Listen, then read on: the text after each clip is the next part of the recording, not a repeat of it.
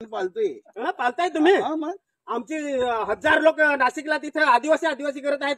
समजते तुम्हाला? आमचा आरक्षण एक झटक्यात उडवून टाकायला गेला असा ख्रिश्चन आम्ही घेतला तर समजते तुम्हाला? समजतोय तर समजते तुम्हाला? आमच्या आदिवासीला केलं तुम्ही करा. त्यांनी बाबतीत मागितलं दिले ना. अरे बाकीचा सोड तू. आमच्या आदिवासी संस्कृती पहिली टिकली पाहिजे.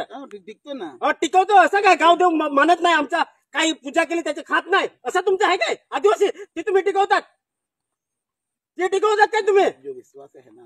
विश्वास काय? आताच्या पिढीला तुम्ही सगळा नासधूस करत घ्या. चला लहान पोरांना भरकट व्हायचं नाही. कोणाला भरकटवत नाही. नाही भरकट नाही पूर्ण प्रयत्न आहे. येशूमध्ये आल्यानंतर आहे ना त्याचं जीवन बदलून ऐका गेलं. लाईव्ह ठेवलाय, लाईव्ह ठेवा ना.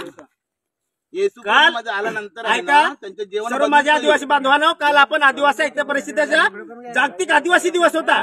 काल आपण आदिवासी संस्कृती टिकवण्यासाठी पूर्ण महाराष्ट्रभर घोषणा देत होतो आणि आज हे लोक कालचा दिवस गेला आणि आज हे सुरू आता पूर्ण व्हिडिओ काढ.